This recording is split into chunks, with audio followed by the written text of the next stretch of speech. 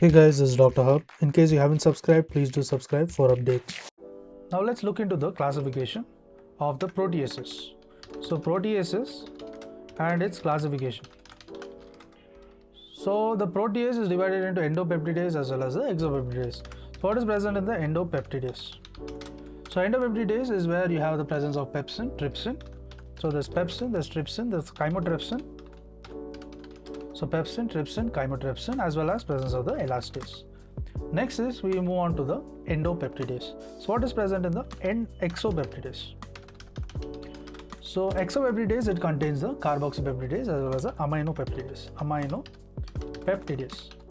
So we have the protease, there is the endopeptidase and the exopeptidase. So in endopeptidase, we saw 4 examples, and exopeptidase, there is carboxypeptidase and the aminopeptidase. To learn and grow daily like this, please do subscribe.